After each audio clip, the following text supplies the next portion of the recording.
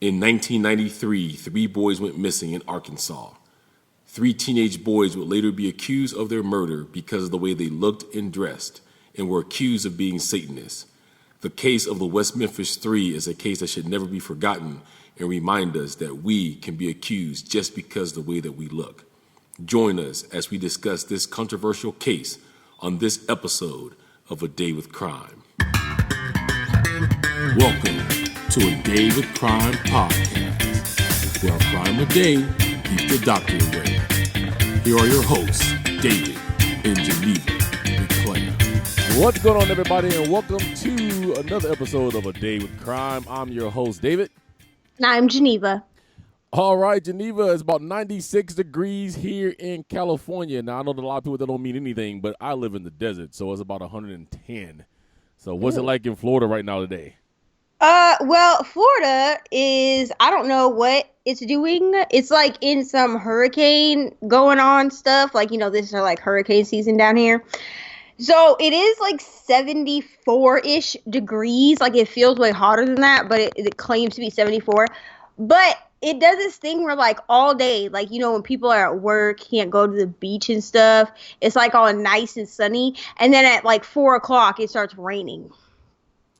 Well, so currently it's raining outside my window. See, I wish I had some rain. It don't rain down here very often. That's why I said I should have always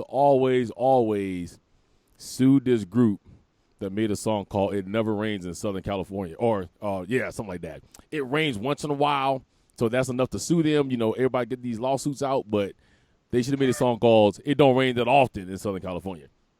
Right. But anyways, we're glad that all you guys are here, whether it's hot or cold where you are. I do want to, before we begin this episode, let you guys know a couple of things that we've been discussing. So I do want to let you guys know, yes, in this time of the year, you may hear some fans or air conditioners in the background. That's because it is hot. We do try to be as quiet as possible. But sometimes, this is shot in real life, so that don't always happen that way. Also, I think I kind of put this on one of the episodes, but whenever we have a special guest, sometimes the noise would be a little uncontrollable there too as well. We can't expect the guests that we have to have the same kind of equipment as we do, or even to have the same type of shooting arrangement, because this is something that me and Geneva does, and we know the importance of that. And we just look at the guests coming on, thankful that they're here because the fact that they want to spend time with us. So I just wanted to get that out before we began this doozy of a case. So today on this case, if you guys have never heard it, it's going to be on the West Memphis 3. So before we begin, Geneva, let us know what you got to say to the people before we tackle this case and how you feeling. Well, like what Dad said, first of all, I would just like to thank my brother Devontae for being on our podcast, and special guesting. Like my dad said, we can't expect it to be, perfectly quiet in the background of guests, unless of course, we're like partnering up with other podcasters, but then that's just because they are in a professional setting such as we are. I do want to just say, check out the couple of podcasts that we have mentioned on here. I think Moms and Murder we've mentioned Funeral Stories, and I think we've mentioned Crime Junkie also. So check those out. Funeral Stories is not true crime, but the other two are. Funeral Stories, they just talk about their funeral stories, quite literally. So, people talk about wedding stories and birthing stories and stuff like that, but nobody really ever talks about funeral stories, and that is what their podcast is all about. Moms and Murder is Mandy and Melissa. They're two moms actually from Florida. They live actually in Orlando, and they talk about murder and being moms. So they're awesome. And then, of course, Crime Junkie is run by Ashley Flowers, and she is based in Indianapolis. Right, Dad? I believe so, yes. Yeah, Indianapolis. She works with the nonprofit Crime Stoppers. So check them out. And that's all I got, Dad. All right. So we're going to jump into this case that is very near and dear to me. I followed this case back during this time throughout. So today we're going to talk about the West Memphis 3. So bear with me because I have notes in several different spots. I think it's important because this case happened so long ago that we do give you maybe a little bit more than we usually do so that you can understand where this case is, where it's going, what ended up happening in the aftermath, why I may sound like I'm heated, because you may be too when I'm done. So let's jump into the West Memphis 3 case. First, let me tell you about the three principal people. Damian Eccles, who was born December 11 in 1974. That makes him 43 now. Jesse Kelly was born July 10, 1975, makes him 42. And Jason Baldwin was born April 11, 1977, which makes him 41 years of age. So now you know about those three, let's jump into the case notes that I have. So the West Memphis 3, as they were known, are three men who, while were teenagers, they were tried and convicted in 1994 of the 1993 murders of three boys in West Memphis, Arkansas. So we'll get to those three boys in a minute. So irretrievably because of this, Damian Eccles was sentenced to death. Jason Kelly Jr. was sentenced to life imprisonment plus 2 20-year sentences. And Jason Baldwin was sentenced to life imprisonment. So what you need to know about that, I want to give you those sentences first so you can put that into perspective of what happened after that. During the trial, the prosecution asserted that the children were killed as part of a satanic ritual. So here's their crime. So 3 8-year-old boys, Steve Branch, Michael Moore, and Christopher Byers, were reported missing on May 5th of 1993. The first report to the police was made by Byers' adopted father, John Mark Byers. Remember that name? We're going to talk a lot about Mr. Mark Byers. Around 7 o'clock that night. The boys were allegedly last seen together by 3 neighbors who in affidavits told of seeing them playing together around 6:30 the evening they disappeared, and seeing Terry Hobbs, which is Stevie Branch's stepfather, calling them to come home. Initial police searches made that night were limited. Friends and neighbors also conducted a search that night, which included a cursory visit to the location where the bodies were later found. Later, they did a more thorough police search for the children, which began around 8 o'clock on May 6th. That was led by the Crittenden County Search and Rescue Team.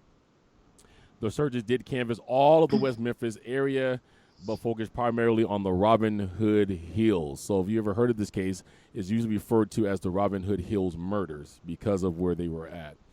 The boys were reported last seen despite a shoulder-to-shoulder search of Robin Hood Hills by a human chain. So around 1:45 p.m., a juvenile parole officer, Steve Jones, spotted a boy's black shoe floating in a muddy creek that led to a major drainage canal in Robin Hood Hills. A subsequent search of the ditch revealed the bodies of 3 boys. They had been stripped naked and were hog-tied with their own shoelaces. Their right ankles tied to their right wrists behind their backs, the same with their left arms and legs, and their clothing was found in the creek, some of it twisted around sticks that had been thrust into the muddy ditch bed. The clothing was mostly turned inside out. 2 pairs of boys' underwear were never recovered, and Christopher Byers had lacerations to various parts of his body and a mutilation to his private area. So because of that is why they went into this satanic ritual. So without going too much deep into there's your crime, I gave you the sentences. So now we'll start the discussion so we can get a little bit more into this and we can get a little deeper. So first thing I'm going to say is the reason why this came up as a satanic ritual situation, because if I had to give you the whole entire case, we'll be here 3 days. This is how intricate this case is. This is truly a case of I'm going to convict you based on what you look like. Because notice I said that Damian Eccles was the only one that got a death sentence. That's because Damian Eccles was into goth. He dressed in goth clothing. He also had heavy tattoos. Matter of fact, since it's so isn't that he has more tattoos. And like most of us who is that age at the time, around the 15 to 17 age bracket, we probably was mischievous kids. So he did things he should not have done. So that's why he got picked on. So Geneva, knowing what you know about the West Memphis 3 case, how do you feel about the fact that, for one, these 3 boys, before we get into, mental capacity and all that, because this case is full of that, what do you feel about Damian Eccles being cited because of the fact that he was in the goth, he had black hair, he had tattoos, and because the way that the bodies was found laid out, and he had problems prior with the cops, they say he just had to do it? To me, this sounds like a case of satanic panic. To be honest, I remember hearing about satanic panic. I think it took place in like the 80s and the 90s, didn't it? That was when it ran rampant. Right, because they were afraid of all the young people that like to dress in black. Right. Right, they like to dress in black and listen to grunge music and all that stuff. So to me, not only is this a case of you look scary, so you must be scary, right? I mean, because these three now men at that time were teenagers. They weren't like grown adults when they did this. You know what I'm saying? Like they were still young teenagers, older teenagers, but they were still teenagers. You know what I mean? So right. Not only do I feel like they were convicted based on what they look like, but I also believe that they were convicted because of this being the time of satanic panic. So they had two things really working against them. One is that they looked intimidating, especially Damien, because he was the one, he had, I mean, if you see him when he was young, like his hair was real stringy. It looked like he hadn't washed it in like a week. It was, black, black stringy hair. I mean, he looked like, honestly, he looked like what people would stereotype as like a Marilyn Manson follower. You know what I mean? He's real pale in the face. So, I mean, I guess I could see how like people would find that intimidating or scary, but I definitely feel like, from what I know of this case, that it was an unfair. It was an unfair way of convicting three boys, essentially. I mean, three children, essentially. And now to kind of put that in perspective, excuse me, since I have made references to the fact that Damien had been in trouble with the law before, all three of them really have. Okay, because they they hung around each other, at least two of them. So if you look at it, so at the time of their arrest, Jesse Miss Kelly, just to give you some ages, Jesse Miss Kelly Jr. was 17, Jason Baldwin was 16, and Damien Echols was 18. Okay, so Baldwin and Echols had been previously arrested for vandalism and shoplifting, respectively, and Miss Kelly had a reputation for his temper and for engaging in fistfights with other teenagers at school. Now, before we go deeper, let's talk about Jason Miss Kelly for a minute, because if you haven't seen this case, you would pick up and say this was the less likely boy to be able to do anything like this. His IQ, which I don't have exact numbers in front of me, but his IQ was very low. Okay, even though he was at 17, he was functioning in some aspects as maybe like a 6 or 7-year-old. So that would almost be like saying that my 8-year-old could run out here, orchestrate this kind of murder, cut people in the private area, and help dismantle them or whatever the case is at a capacity brain of a 7-year-old. This is what we're doing with Jason Miss Kelly. They also said going on that Jason Miss Kelly had pretty much said that Damien Echols was the one who did the crime and that he was standing there. Well, they grilled him by himself for several hours, sometime days. So when you have somebody, because understand they wanted this crime to be placed on these boys. It was open, shut. It was open, closed, and shut. Judge, jury, executioner. Once they had these three, they stopped looking. And the importance behind that is there was another guy that was seen that people said, we saw this guy running, ended up running into a local McDonald's. They didn't even look for him. So on that part of Jason Miss Kelly, what do you feel about, because, this is something that's happened many times before in cases where they've got people without an attorney, without a parent, very low IQ. They push them to get them to confess, and then they go, oh, he confessed. We got our murderer. We got our killer. What do you think about that? To me, like you said, Miss Kelly had a very low IQ. Even when you listen to interviews with him as an adult, you can tell that he's not like mentally and educationally, he's not 100% an adult. You know what I mean? Like he's not where someone his age should be at all. And I'm not saying that he's not smart or anything like that. So like, I don't want anybody to like misconstrue, but like, you can tell when someone has some kind, I mean, you can tell when someone has some kind of a learning disability or a cognitive disability where it slows down their advancement. And that is definitely how, you know, what you feel when you hear him interview. And it's very easy to beat someone that is not 100% where they should be developmentally wise, because eventually they will just tell you whatever you want to hear. You can feed them information that they could just repeat back to you, and then you could be like, oh, okay, well, write this down in your statement. You know what I'm saying? Right. I definitely feel with Miss Kelly that he was kind of beat down up until the point that he was like, yes, this is how it happened. This is what we did. This is what I did. This is what Damien did. You know what I'm saying? Like, that was where it came in. But also, it seems to me like he was fed information that he just then spit back out. Because a lot of times, I'm sorry to say, in cases like this, cops will say, well, if you just tell us the truth and tell us what actually happened, we'll let you go home. But the whole thing is that once they get what they perceive as the truth, what they want to be the truth, then they slap you in handcuffs and say, oh, I'm sorry, you're under arrest. You know what I'm saying? So while it is 100% unfortunate and I think completely immoral to do something like that to someone, it does happen. And I think that in this case, it definitely happened with Miss Kelly for sure. So what we have, if you haven't picked up what my stance on it, is a modern day witch hunt, because it goes a little bit deeper, and then maybe you can see why. So autopsies were done across the three boys.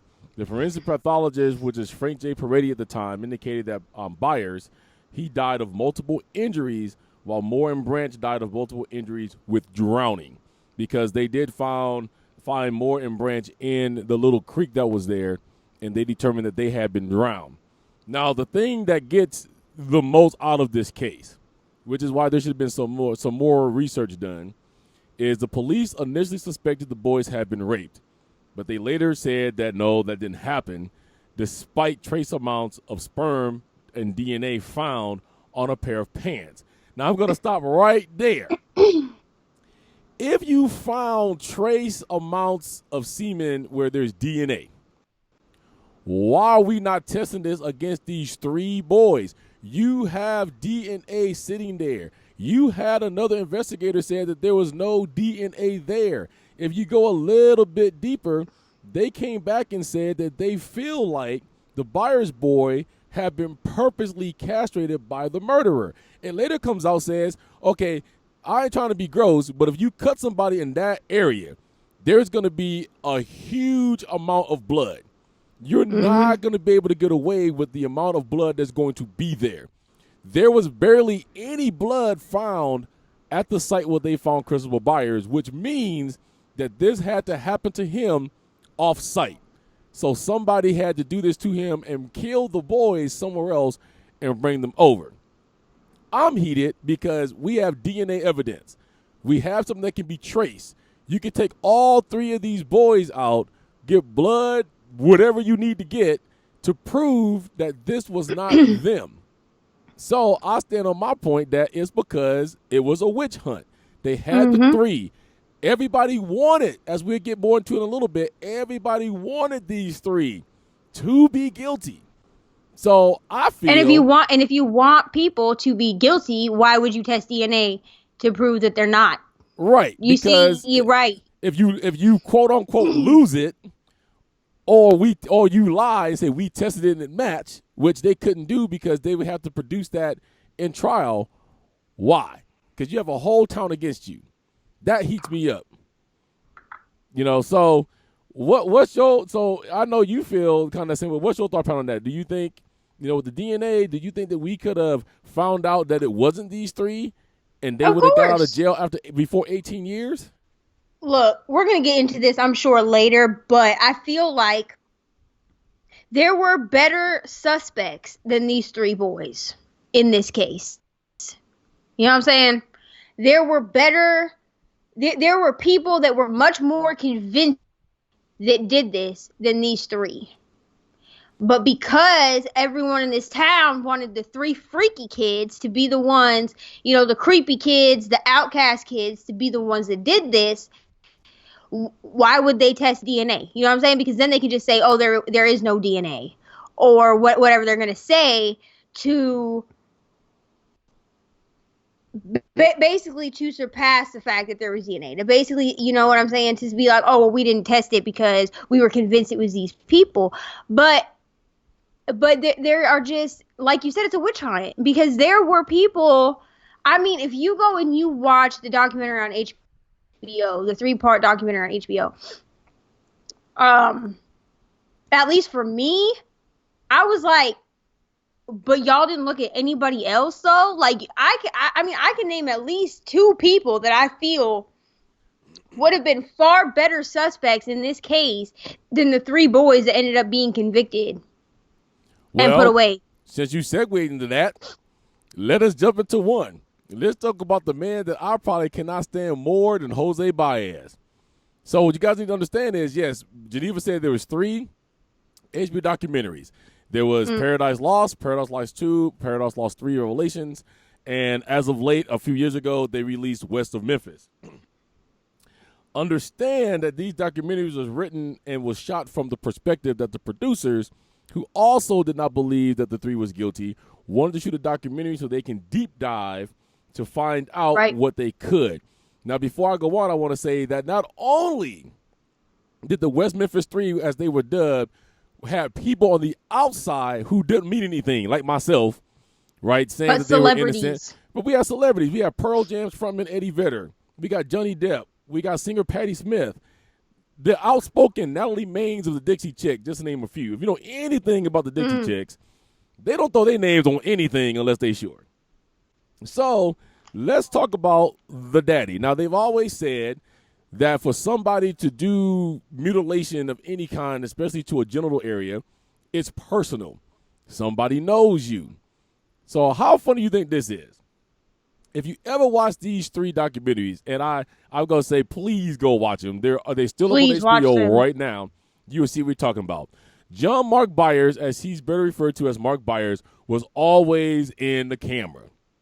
Before we started shooting, Geneva was telling me that, her fiance was saying, is this about the boys or is this about the mama? That's because Mark Byers and his wife was always in front of the camera. They was always yelling and screaming. She was always calling Damien Echols a devil. It was so bad that John Mark Byers actually went out to a mock grave where he supposedly had buried the 3 and was saying how he was going to urinate on their grave and was lighting fire and his teeth was all falling out. So let's talk about one of the main reasons. I'm sorry, you know it's true. I can see that image in the back of my head right now, and he's trying to talk, and his teeth is just anyway. I know, it's so gross. So here was the first damning thing to me. First of all, my mom always told me the person that shouts the loudest has the most guilt to concede. So he was always shouting, "He did it! He did it!" When they came to shoot the documentary, Mark Byers gave a knife to cameraman Doug Cooper. Now, this is going to make y'all real mad. Doug Cooper was working with the documentary makers Joe Berlinger and Bruce Sanofsky while filming the first Paradise Lost feature. The knife was a folding hunting knife manufactured by Kershaw. According to the statements given by Berlinger and Sanofsky, Cooper informed them of his receipt of the knife on December 19, 1993. After the documentary crew returned to New York, Berlinger and Sanofsky were reported to have discovered what appeared to be blood on the knife. HBO executives ordered them to return the knife to the West Memphis Police Department. The knife was not received at the West Memphis Police Department until January 8th, 1994. That's the first part I want to discuss about No Teeth Byers. Gave him a knife. Teeth Byers. Gave him a knife, right? Had blood on it, returned it, don't get received until what? Almost over a month later. I say evidence. What you say? I say evidence. And if we're going to be calling him No Teeth Byers, I think we need to change our description to a father-daughter comedy podcast. Hey, but sometimes you got to throw some humor in these morbid cases, but here's my thing. First of all, I'm gonna just put this out here because we want to be talking about this man. What's his name? Michael, right? Mark Byers. Mark Byers. The child is Michael Byers, right? Correct. Yeah. Okay. So Mark Byers, or as my dad affectionately calls him, No Teeth Byers, because I mean for real. I think he's guilty of sin. To be honest, I think that knife was 100% evidence. Like I said, I feel like there are people that are far more suspect than these three boys that were accused and convicted, and he is one of them. I'm sorry. I just feel like, why are you up in the front of the camera all the time? Like, this documentary ain't even about you. Right.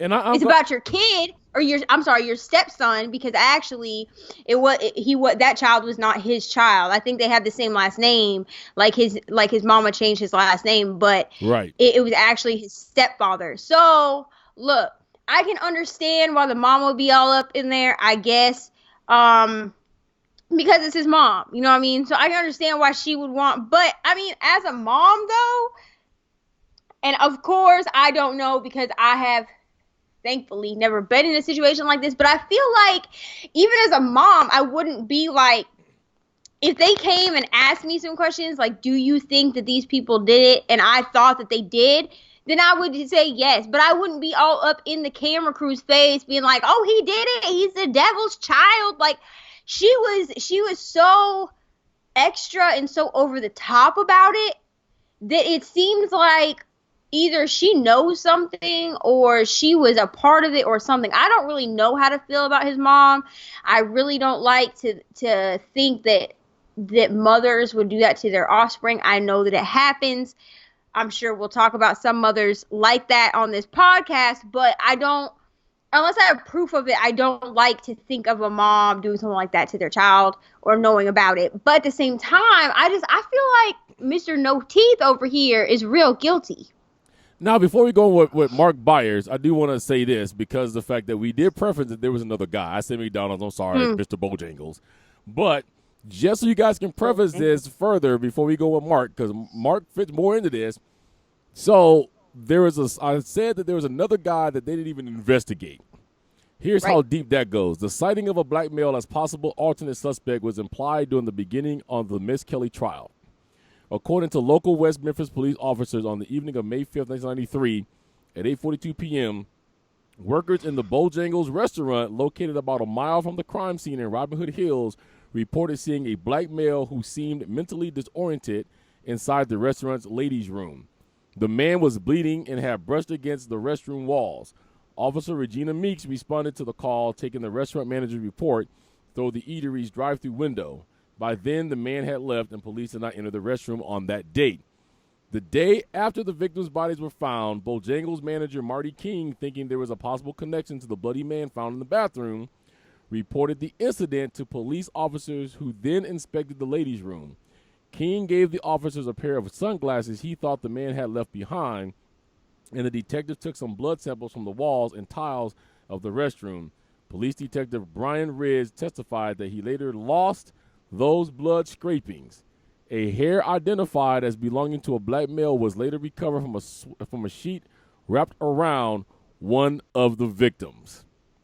Now, before we go on Mark, I ain't trying to throw my own people under the bus, but there you go. So you have a black male full of blood called, right? Bojangles called the day after the body's found and said, hey, this dude's in here. Can you come back? They come back a couple of days to take blood samples.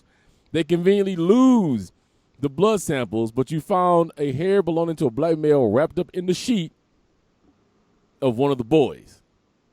Now, with all that we know about Mark, what do you think about that? Do you think it's possible that this could have been him? Maybe he committed a different murder? Or because of all of Mark's yelling and screaming? First of all, why is it always the damn black man? Second, I mean, mean, it's never even like Well, the a thing black is, woman this or though. something. You can look at it this Shoot. way. This is in West Memphis.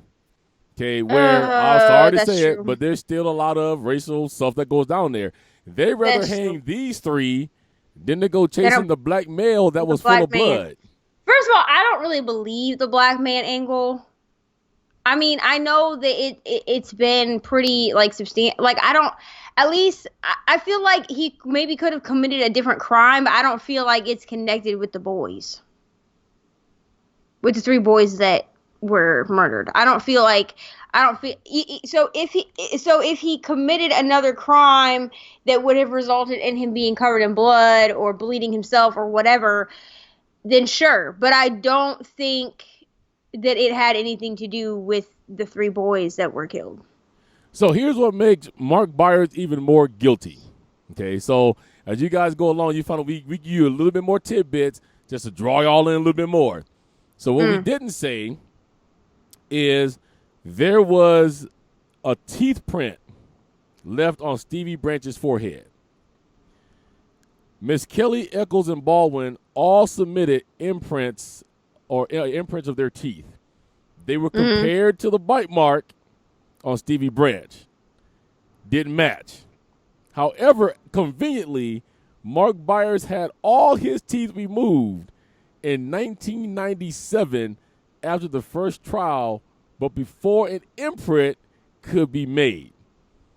He stated that reasons for the removal were apparently contradictory. So Stevie Branch was his son, or one of the boys killed. His teeth imprints is on the head. They don't match neither boy, but he conveniently has his teeth removed before we get an imprint. And if you remember the documentary, when the one of the producers pressed him and said, "Well, Mark, why wouldn't you give your teeth imprints?" He snatched his teeth out and said, "See, I have no teeth." To me, that further cements some guilt on Mark Byers' part. What You about guilty, Mark Byers. Now, we should also cover and tell you that punch he him in the also face. had a history with the police of abuse to his wife. She had even stated that she was afraid of him. Now, I guess I should kind of say that after this whole case was over and everything else and Mark Byers moved away, his wife kind of disappeared. And she hasn't been seen to this day. And he got into more trouble with the police. So that's why I feel that Mark Byers is guilty of this crime. Or at least should have been looked at. At least should have been looked at. What do you think? First, he's guilty. Second of all, he should have been looked at. Look, even if it came back that he wasn't guilty, that he had nothing to do with it, fine. But, like, at least look at the man. You know what I'm saying? In any other case, the first people that we will look at are the people that are the closest to the victim, right? So, Right. if they're married, we look at the husband or the wife. If they're not married, we look at who they immediately live with, their immediate family, right?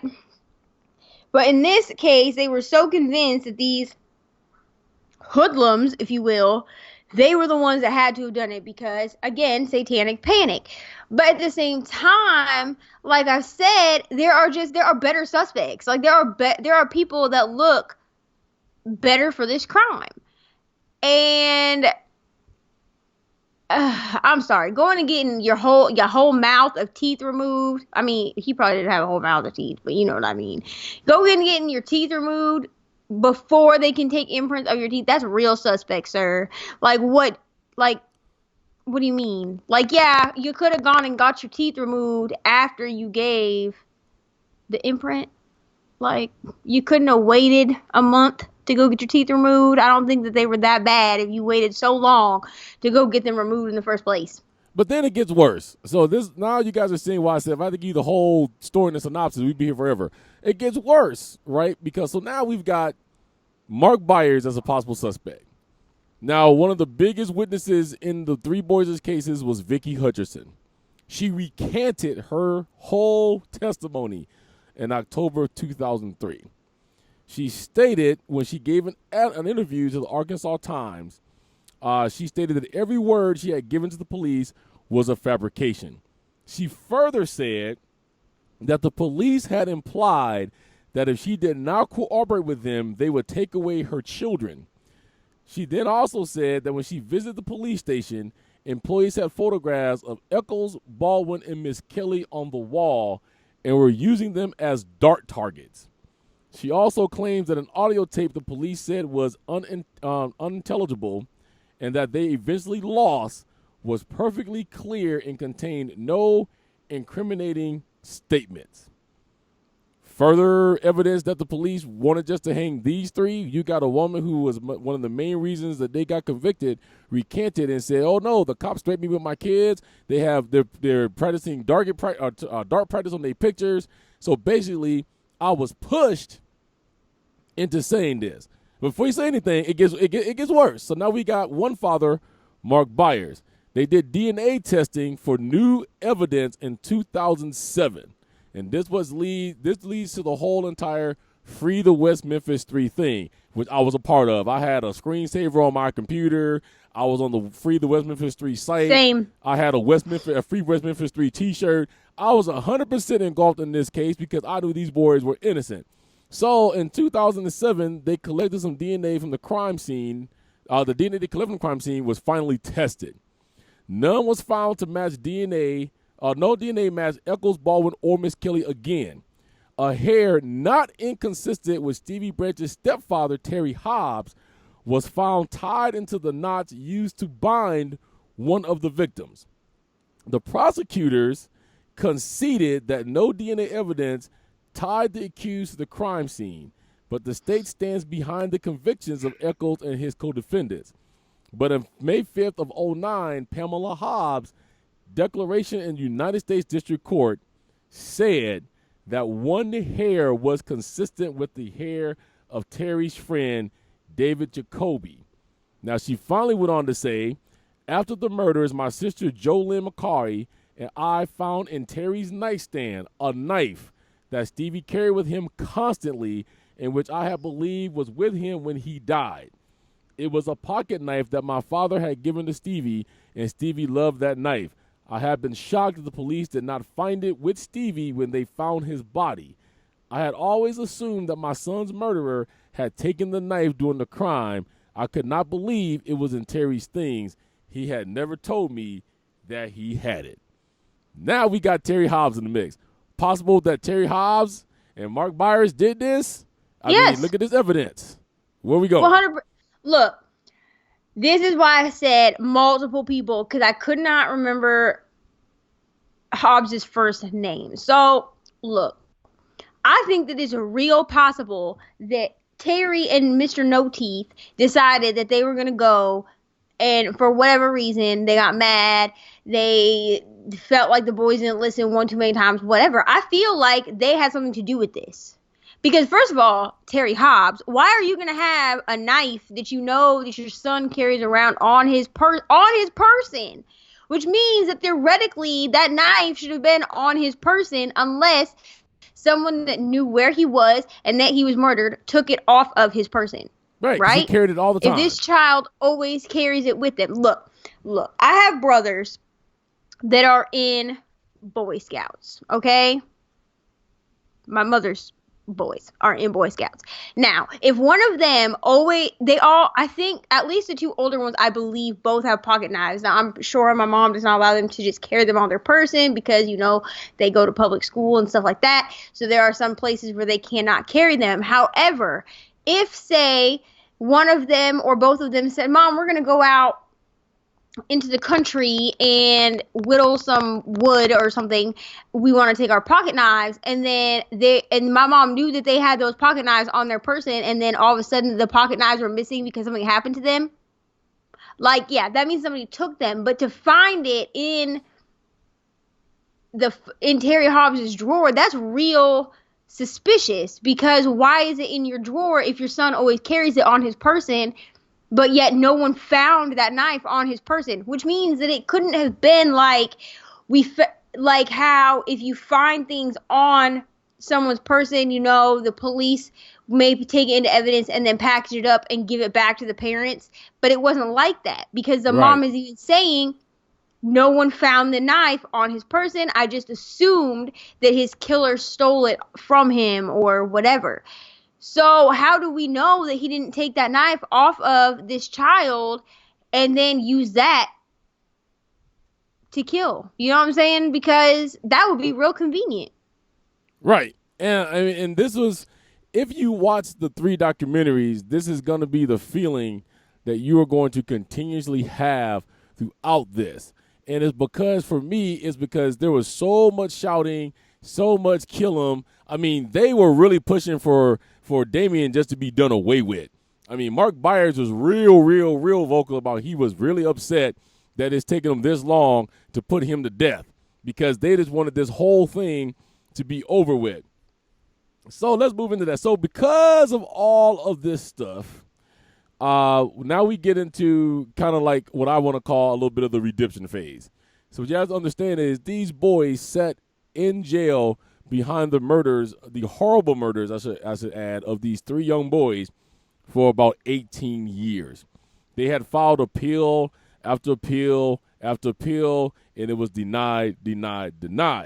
Now, the one thing that Mark Byers started doing was blaming the press, because these boys had no help until the HBO documentary team showed up and said, we believe in this case and we want to do a documentary. Right. So he got pretty upset now, because he's like, all you guys are doing is bringing this to the forefront. Just let these sons of bees die. They need to go. But because of that, it started forcing the prosecution or the government to look deeper into this case. Now you got Johnny Depp being the most vocal celebrity. I mean, I don't. You guys need to understand that this wasn't like a little scale. We got Eddie Vedder and Pearl Jam throwing big old celebrity concerts just to continuously raise money for the defense of these boys. You've got Johnny Depp talking about the West Memphis 3 every time he was in public. He did several TV appearances on talk shows just urging people to research the case for themselves. All of that, plus the stuff I just read to you about Terry Hobbs, his hair, and his knife, led to another request for a retrial. Because we're figuring, okay, if you're not going to let them out, let's at least hold a retrial, get them back in front of a judge, in front of another jury that can exonerate them. So that's what they did. In 2007, on October 29th, they filed papers in the federal court by Eccles' defense lawyers. Now, understand, I'll keep saying by Eccles' defense, because Eccles is running out of time. He sat on death row for 18 years. His health was failing him. His eyesight was going from all of the years of being locked up in jail, some solitary confinement. So Eccles' defense team, at the most, was trying to do everything they could to get him out of jail. When they refiled these paperworks, the attorney who represented Miss Kelly was all on board with that too, so we need to file this. Let's get this taken care of. They refiled it. Now, here becomes the beauty. After they refiled that, they had to go along with it. So let's talk about this one step by step, because then the outcome becomes real heated. What do you think about the request for a retrial? They did get a request for a retrial. They went back to the crime scene on September 10th of 2008. The judge again denies the request for a retrial again, stating that the DNA test is inconclusive. That heats me up, because I'm like, if you would have ran the proper DNA test in the beginning, you wouldn't have be inconclusive. Right.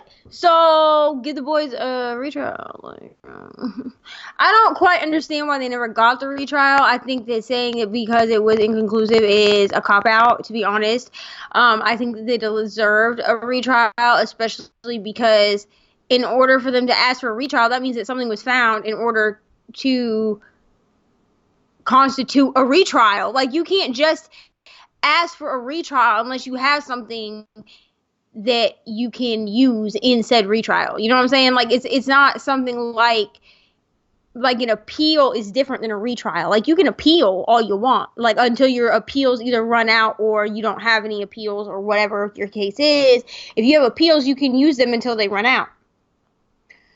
But a retrial, you actually have to have new and substantial evidence in order to even ask a lawyer to request a retrial for you. So the fact that they had enough to request a retrial means just give them the retrial. Like, what is the worst that's going to happen? They're going to get let out? So I hope y'all listeners out there ready to get real heated. Because I'm going to tell you right now, the West Memphis 3, oh, yeah, they got released from jail. But they got released from jail under the best benefit of the government. Here's what happened. So after weeks, finally the plea deal released in 2011. So after weeks of negotiations on August 19th, they ordered another judge who was lower than the first judge to go in and look at this, okay? Because the judge, David Burnett, he was elected to the Arkansas State Senate. So November 4, 2010, he was elected to the Arkansas State Senate. They ordered a lower judge below him to examine the claims of misconduct by the jurors, because there was a piece of that where they said some of the jurors were acting in misconduct because they were looking at things they shouldn't have been looking at. They had made statements that the president shouldn't have made. So this judge wanted to make sure everything was good. So they negotiated for weeks. So on August 19, 2011, Echols, Baldwin, and Ms. Kelly were released from prison as part of a plea deal, making the hearings ordered by the Arkansas Supreme Court unnecessary. The three entered into an unusual Alford plea. I'm going to explain to that what that is to you guys in a moment, because this is going to be the part that's going to heat you way up. So they took this plea. Stephen Brogg, an attorney with Ropes and Gray, who took up Echols' defense on a pro bono basis beginning in 2009, negotiated the plea agreement with the prosecutors. Under the deal, Judge David Laser vacated the previous convictions, including the capital murder convictions for Echols and Baldwin, and ordered a new trial. Each man then entered an Alford plea to lesser charges of first and second degree murder while verbally stating their innocence. Judge Laser then sentenced them to time served, a total of 18 years and 78 days, and they were each given a suspended imposition of sentence for 10 years. If they reoffend, they can be sent back to prison for 21 years. Let me explain all that legal jargon to you in layman's terms so you can be as mad as I was and still am.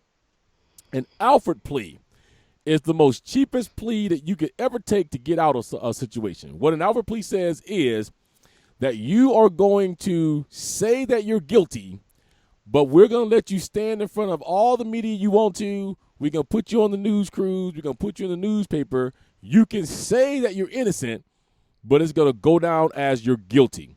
We're going to impose a sentence on you.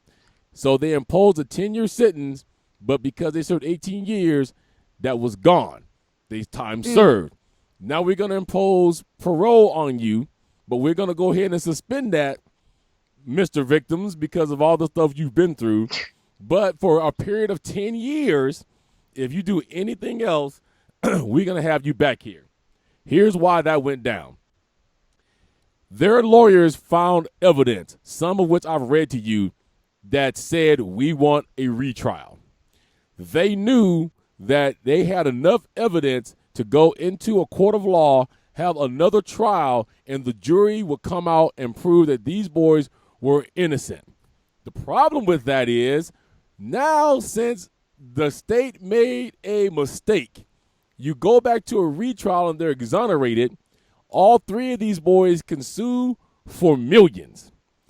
In the report, after they let them go on the Alford plea, the prosecutor even came out and said this was the best situation for all parties. And one of the reporters said, "Is it the best because it saves the state money?" He says, "Everybody had a win today because these boys can never sue for anything that was wrongly done to them. They are still looked at as a murderer because they had to get out." And the only reason this plea deal was taken, which has since caused some problems between Damien Echols and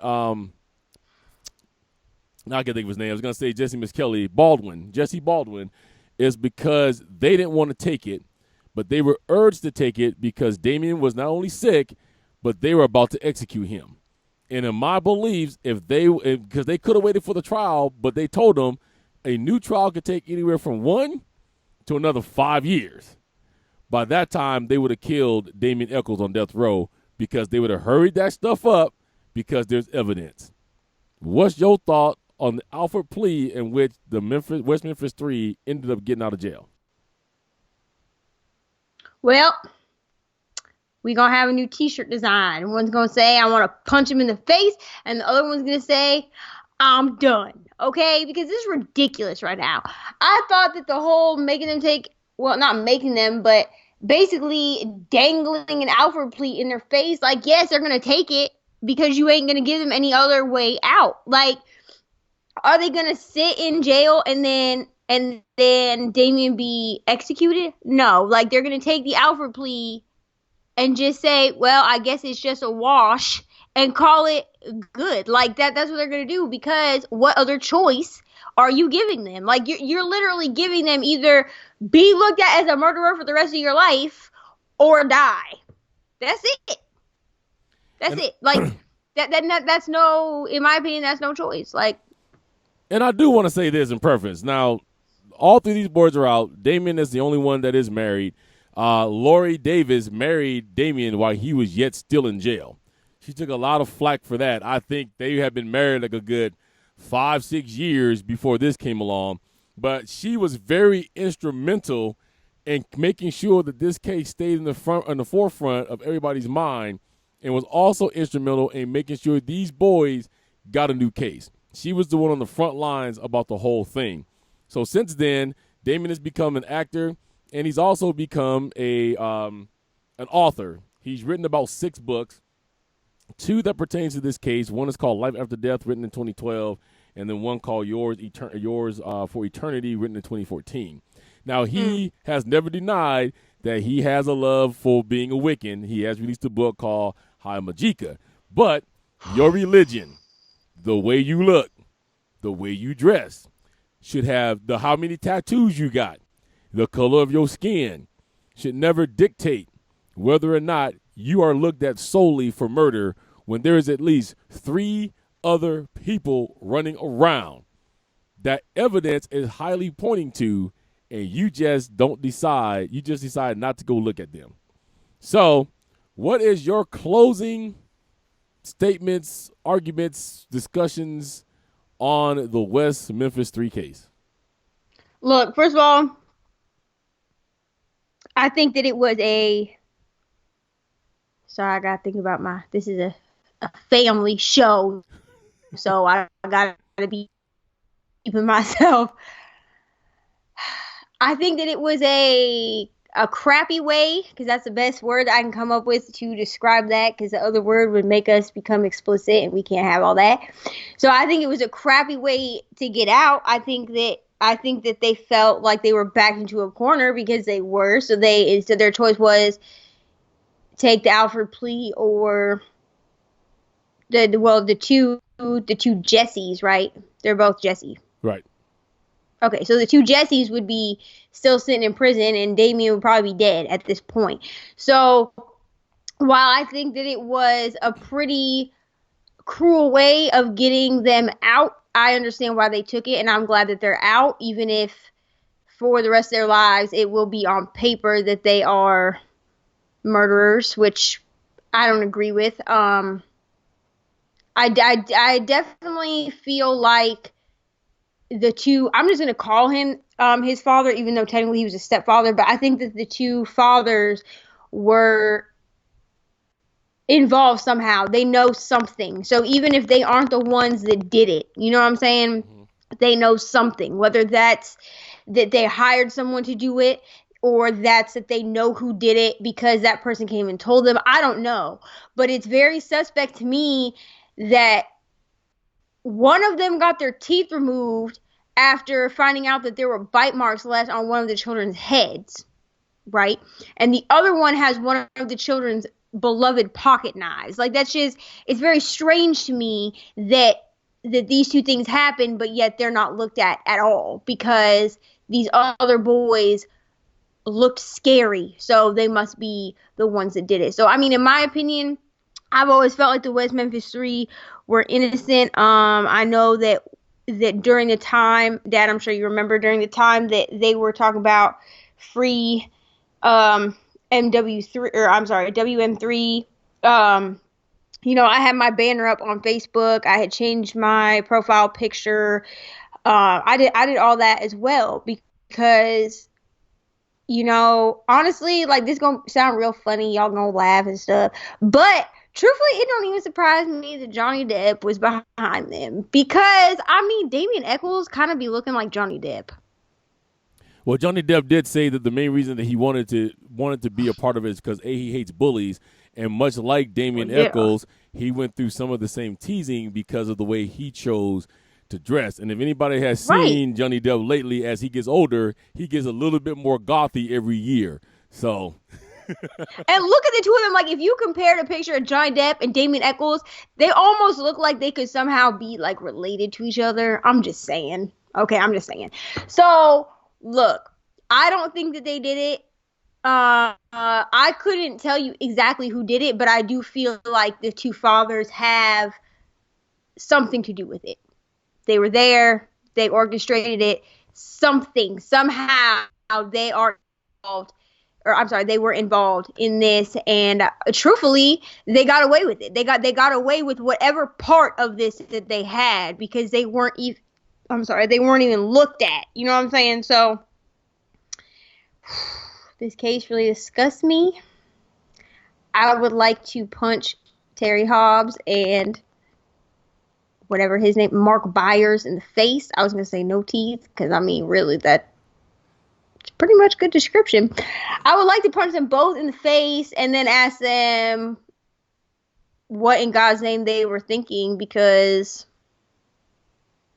like, sir, why did you have a knife? And other sir, why did you get your teeth removed? Like, that just does not, those are the two things that don't sit well with me at all. On top of Mark Byers just wants to be running his mouth talking about shoot him in the head, I'm going to pee on their graves. Like, that's not even necessary, first of all.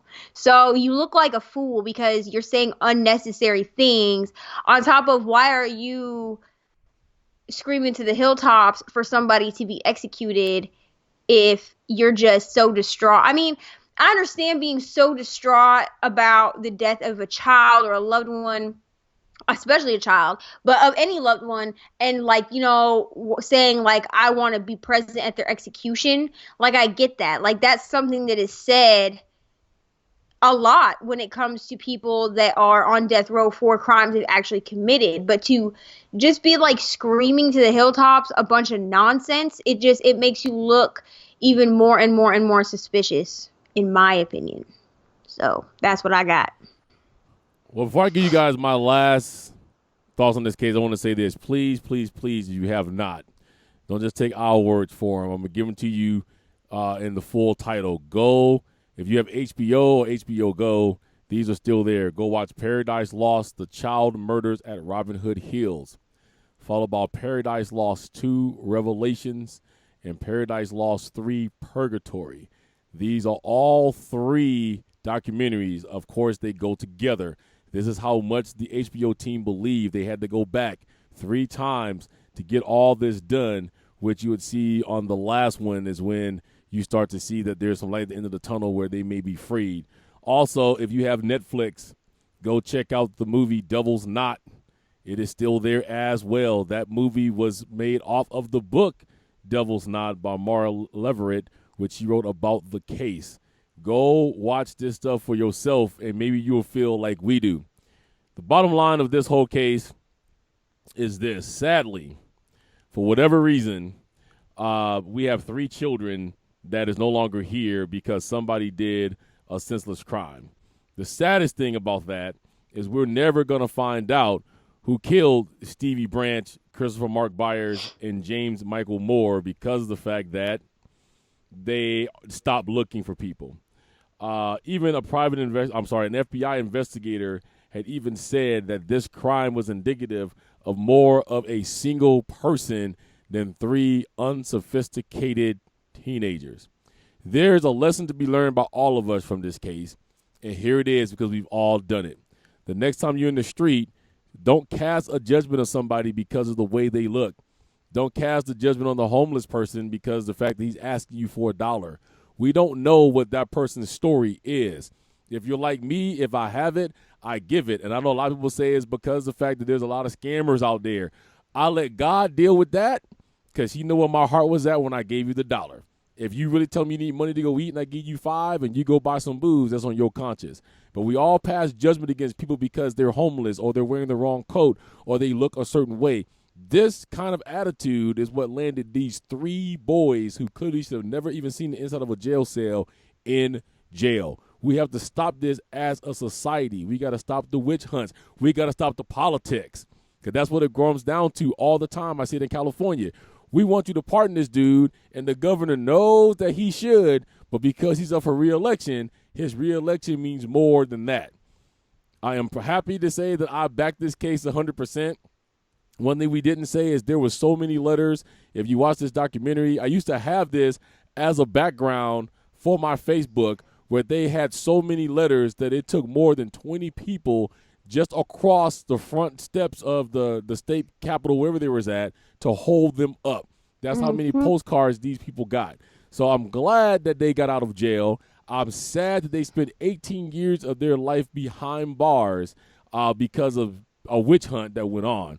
But that's the lesson I think we can learn from this. So rest in peace to the 3 boys that did not deserve to die. I hope one day that they catch the real killers, or should I say that they catch Terry Hobbs and Mark Byers, because that's who I think actually did it. I'm just gonna say it. When you watch these documentaries, that's what you're gonna see. Because within the first one, I was in a half hour and I said he got something to do with it because he's always flapping his gums. So, and even in the books, I did read Devil's Knot. There was another one. I cannot, if I can find it, I'll put it like up on the website or the social media. But there was another book, and I read it, and I can't think of what it was called. But I did read Devil's Knot, and even in the books that were obviously written by people outside of this case, I just felt like it was Terry Hobbs and Mark Byers. So Michael was the child. Mark Byers and Terry Hobbs. Like, there's just something strange about them. There's something that doesn't sit well with me about them. So I have to be with my dad on this. Y'all, another one that we agree on. Okay, that they did it. I'm sorry. Like, they are responsible for this, in my opinion. So, guys, with that being said, that comes to a conclusion of another thrilling episode of A Day with Crime. We want to say we thank all of you guys that continuously listening. Our numbers are continually going up. We do want to encourage more of you because we're seeing how many people listen to our podcast, and that is not reflecting in our comments and our ratings. Please take a moment to rate and comment, whether it's a 1-star. We love the 5, but if you feel like it's a 1-star, go ahead and put that down. Let us know what you think we can do better, and we always use that to improve. That also helps bump us up a little bit in this true crime world on iTunes especially. I think that we should have our own section because there's so many of us, but because we have to be in the social and cultural journalist side, it helped bump us up a little bit. Also, thank you to the 2 patrons that we still have. If you guys like the show, if you guys want to get some extra content, we're always working on new content. We were just discussing some new stuff that we may be putting up on the Patreon site here soon. You can get a hold of some of this stuff for as low as $1. All money that we get from Patreon goes back into this production, whether it is equipment or whether it is trying to get to places like CrimeCon, or even our biggest dream is to one day have some kind of a meet and greet where we can meet some of you and personally say thank you for making a dream of a father and a daughter actually come true. Geneva, what would you like to say to our listeners out there before we go? Like my dad said, thank you to Melissa and Shantiana, who are our 2 patrons. Please, y'all, at least check out the Patreon page. I know that straight from like the overview page, like when you open up our Patreon page, you can see like, what the rewards are, what the different tiers are. At least look at it. Like my dad said, we are discussing some new rewards and things like that. And even if you were to pledge, now and then in a month or so, we were able to get some new rewards. Whoever is at that tier, new or old, you will still get those same rewards. We're not going to, it's not going to be like if we add something to the $1 or the $5 tier, we have, a few people on each of those tiers, but they pledged at the beginning, you will still receive the rewards just like you would if you were a brand new pledge. So we definitely, whatever stuff that we add will be available for new and old patrons. We think that that's only fair because it's not fair to add, let's say, a t-shirt to the $10 tier, but then only the new people, that pledge get that t-shirt. So, we definitely want to include everyone new and old that want to donate to the Patreon. Follow us on all of our social media, Twitter, Facebook, and Instagram. I am in charge of all of those social medias. I try to keep it updated as best I can. Definitely when the new episodes drop, I make sure to do posts on each of them. I am going to work on discussing with my dad about some new content for the social media pages as well. That way they're a little bit more active for you guys. And that way, you're still up to date with stuff, even if it's just silly stuff like, some live videos or, us popping in and being like, hey guys, how you doing? Something like that. We definitely want to add new content. So any suggestions, please email us, tweet us, post it on the Facebook page, send us a Facebook message. We read everything that we get, send us spam mail, whatever. We read those things. We share them with each other so that we can see them. And we really, again, appreciate everyone and all of y'all's support. All right, guys. So once again, we thank you for tuning in. We could not do this without you. As always, tune in next week. I guess for a lot of you guys, it's hitting on Tuesday. I do upload Monday night, but for some of you guys on Tuesday. So every Tuesday for sure, you get a brand new episode from us. So once again, thank you. We love you guys all. And as always, don't commit any crimes out there, so you don't end up on our podcast.